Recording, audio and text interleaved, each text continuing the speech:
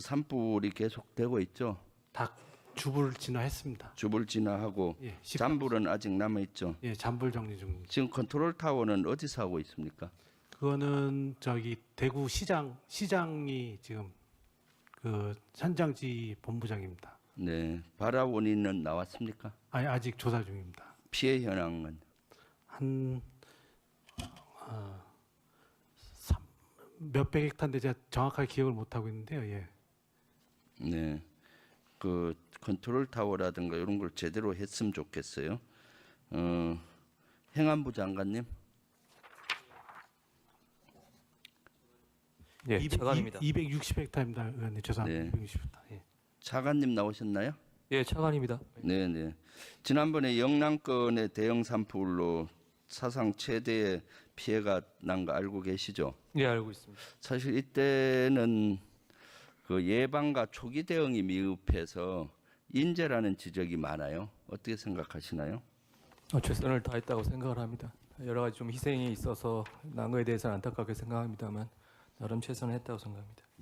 뭐 그렇게 얘기할 수는 있지만은 사실 인재인 면이 많아요. 행안부는 이때 뭔 역할을 했어요? 저희가 바로 재난사태 선포하고 중대본을 운영을 했습니다. 중대본을 운영한다는 것은 인적 물적 자원을 총동원한다는 뜻입니다. 근데 총동원이 제때 안 되는 역할이 있었죠. 지금 산불 감지를 위한 CCTV가 설치돼 있죠. 예, 있습니다. 얼마나 설치돼 있나요? 제가 구체적인 통계까지는 갖고 있지 않습니다. 대략 얼마나 있어요? 산불 감시용 예. CCTV 말씀이시죠? 예, 1,400, CCTV 1,400개 정도. 네, 1,446대가 있어요. 슬라이드 보시면은 그리고 예산도 2020년부터 100억을 투자했는데 산불 예측은 주로 산불에 대한 신고는 주로 주민 신고에 의해서 99%가 이상 되는 거 알고 있죠. 예, 주민들이 주로 하시는 걸로 알고 있습니다. 그런데 왜 이렇게 CCTV를 많이 설치돼 있는데도 CCTV로 확인되는 율이 적죠? 어쨌든 산불이라는 게 전국 곳곳에서 동시 나타나기 때문에 아마 그런 현상인 것 같고요. 주민들이 주로 발견하시는 거는 주로 집 근처라든지 농가 인근에서 주로 신고가 되는 것으로 알고 있습니다. 이제 우리 과학 수준이 높아지기 때문에 언제까지 옛날에 하듯이 주민 신고에만 의존하지 말고 CCTV든 공중 정찰이든 할 수 있는 여건을 갖춰야 되지 않겠어요? 예, AI를 비롯한 과학화가 좀 더 필요하다고 생각합니다. 그러니까 지금 행안부라든가 대형 재난에 대한 마인드가 부족해 그래요. 우리 북한 같은 경우는 우리가 24시간 간척하면서 북한의 장거리 미사일 거치하는 것까지 확인해서 사전에 준비하는 거 알고 있죠? 우리 북한은 아니고요. 그러니까 예, 북한 우리 정보망이 예, 북한을 24시간 감시하면서 미사일을 론치한다든가 할 때 장거리 미리 보고 사전에 준비하잖아요. 예, 철저히 준비하는 것으로 알고 있습니다. 그런데 북한은 그렇게 보는데 우리 자산인 대한민국의 그 산불이라든가 이런 감지 시스템이 왜 이렇게 낙후되어 있는 거예요? 더 보강할 필요가 있다고 생각합니다. 그러니까 마인드가 좀 부족하다고 봐요, 사실은. 그래서 이제는 대형 산불 같은 경우는 우리 국가적인 재난이기 때문에 실제 그런 것들에 대해서 좀 해야 되고 있는 CCTV라도 제대로 해야 된다. 그리고 산림청에서 산불 확대 예측 시스템 있는 거 알고 있죠? 예, 알고 있습니다. 몇 시간 단위를 예측 가능한가요?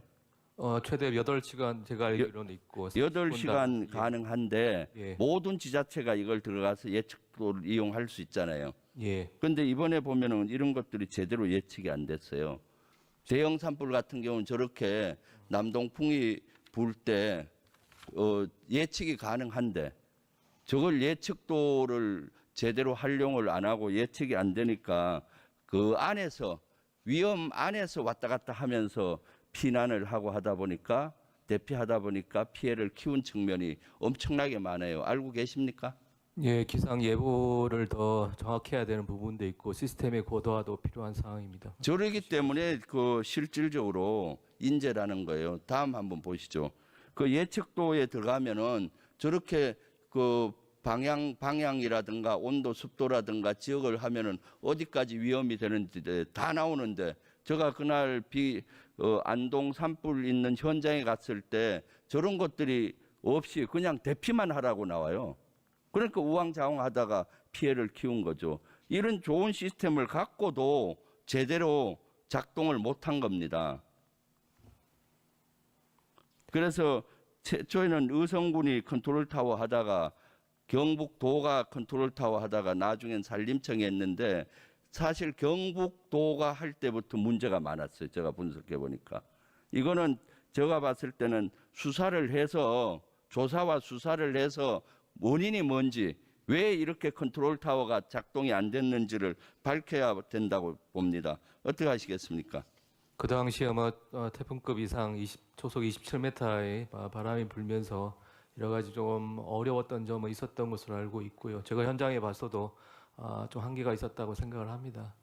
물론 한계는 있었지만은 저런 것들이 잘 작동이 됐으면은 피해를 최소화할 수 있는 거죠. 예. 그리고 이번에 산불로 인해서 전통 사찰이 소실이 된 데가 많죠. 네. 어디 몇 군데가 소실이 됐습니까? 주로 제가 기억에 고운사 등 해서 한 7군데 정도 피해가. 이번에 보물도 많이 탔고요. 보물, 명승, 천년기념물, 국가민속문화유산 11건이 불탄 거 알고 계시죠? 예, 보물 3건 있습니다. 네.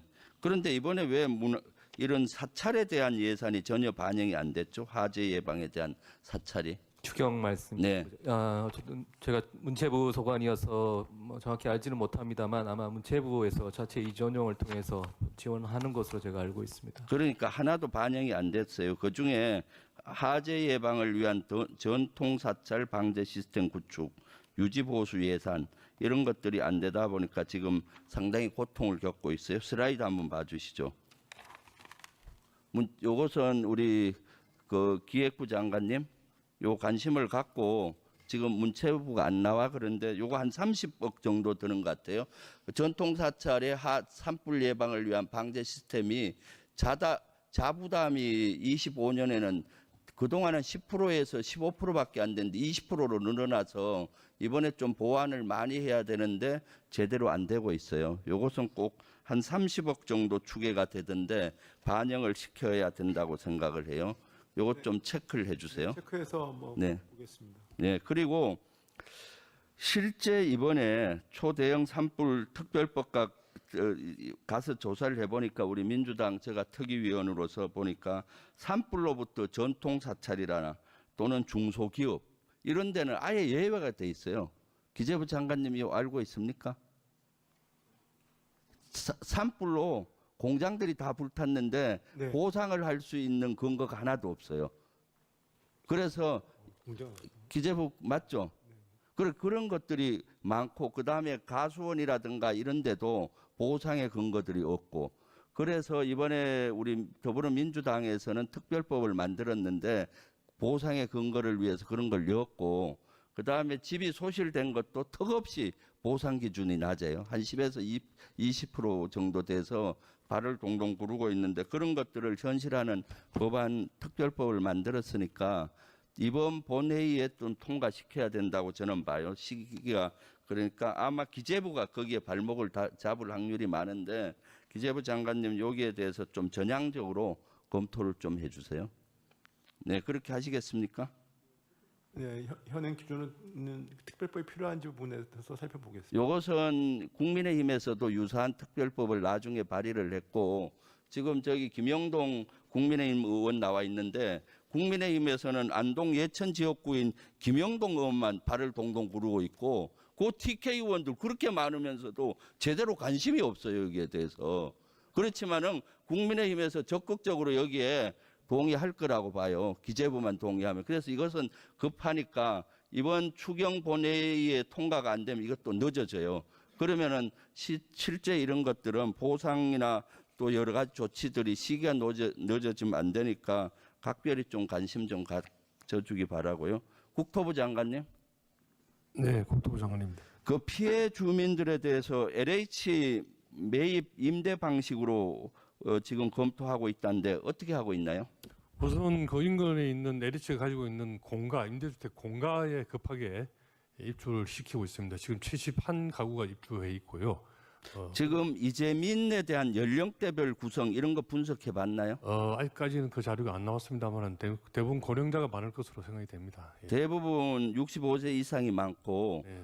그분들의 소요 원하는 게 뭔지 이런 조사가 필요한데 5월부터 예. 그분들이 원하신 게 자기가 살던 집을 다시 고치는 걸 원하는지 그렇지 않으면 이참에 막 새 집으로 이사 가기를 원하시는지 하는 거를 조사할 예정으로 있고요. 임대주택이라고 해서 도심지에 있는 높은 잎을 그러니까 얘기하는 게 아니고 장관님 예. 이제 조사하려고 하면 어떻게 됩니까? 아니, 그게 이미 이런 건 조사를 했어야죠.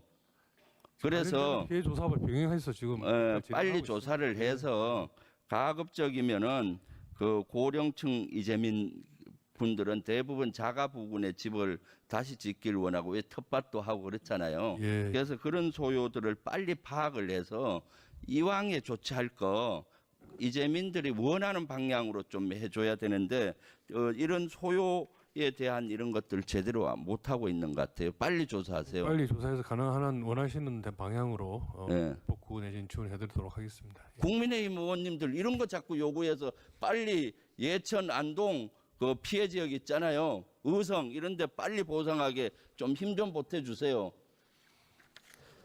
네, 특히 여기 TK에 우리 민주당 의원 한 명도 없는데 저희들은 가서 살다시피 하고 있어요. 같이 힘 모아서 다음 주에 꼭 되게 같이 요거는 좀 여야 없이 좀 힘 좀 모읍시다. 네, 고마워요. 김영동 의원님 왜 한마디 안 하세요? 그래요. 소방청장님 예, 소방청 여기 나왔습니다. 이번에 왜 헬기 소방청 헬기는 이번에 한 대로 추경에 반영이 안 됐죠? 이번에 그 소방청에서 재정당국에 요구한 것은 중앙구조본부 4개 특수구역에 4대를 요구했습니다만은 정부안에 반영되지는 않았습니다. 그래서 지금 우리가 말로만 지금 기재부 장관님 말로만 지금 대형 산불에 대응한다고 하는데 제가 이번에 그 추경 보니까 산림청 헬기만 4대 반영이 된 것 같고 소방청은 전혀 안 됐어요. 이런 상태면은 내년에 대형 산불이 나도 올해와 똑같은가 더 커질 수가 있어요. 의성에서 산불이 시작이 돼서 그렇지 호남 지역에서 만약 산불이 됐으면은 한반도 전역이 불구덩이가 될 수가 있는 사항이 미래에는 올 수도 있어요. 그래서 이런 것들은 좀 더 소방청도 그렇고 산림청도 그렇고 획기적으로 좀 반영을 시켜야지 그렇게 된다고 생각해요. 요거 어떻게 생각하세요? 네, 일단 뭐 저희가 소방청에서 요청은 있었지만 그 26년도 노후 교체 이런 거 예정이 됐기 때문에 도의원도 감안하면은 추가적인 교체 수요는 저희는 크지 않다고 생각해서 지금 그렇게 된 건데요. 다시 한번 보겠습니다. 지금 시스템으로는 턱없이 부족해요. 그래서 국가 총력전을 할 수 있는 이런 장비고 이런 것들을 기존의 방식대로 조금 뭐 4대 추가하고 노후 장비 교체 수준은 어려우니까 좀 이것은 획기적으로 좀 봐야 된다. 이번에 저는 추경 때 이것도 획기적으로 좀 늘려서 빨리 시작을 해야 됩니다. 헬기 사업도 구입한다고 돈이 있다고 바로 구입되는 게 아니에요. 한 3년은 걸려요, 사실은. 그러니까 그런 걸 좀 해주시고 지난번에 코로나를 겪으면서 앞으로 또 이런 전염병들 재난이 올 수 있는데 백신 개발 기술 해외 의존을 탈피하고 기술을 국산화해야 되는 것이 아주 시급하다고 생각하는데 기재부 장관님 어떻게 생각하세요? 네, 물론 뭐 그 부분도 제가 살펴보겠습니다. 네, 그 부분도 보니까 세포 특성 분석 기술이라든가 이런 국산화하는 기술은 장비는 다 있는데 운영비라든가 이런 것들이 턱없이 반영이 안 돼 있다 보니까 백신 개발도 지금 지연되는 것 같아요.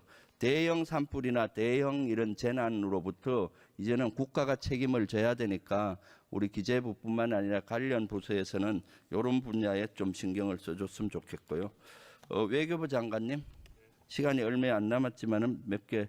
북한이 러시아 파병 공식적으로 인정했잖아요. 네, 북한군 피해가 한 4,000명 사상자 있다는데 맞습니까? 그렇게 듣고 있습니다. 1,000명 사망 정도, 3,000명 정도 부상당한 거 그렇게 알고 있습니다. 그리고 러시아가 얘기하는 5월 9일 날 본인들 스스로하는 승리 기념일이라고 하는 날 김정은 뭐 그건 전에부터 쭉 나왔던 얘기인데 좀 더 지켜봐야 되겠습니다. 저 다자 회의에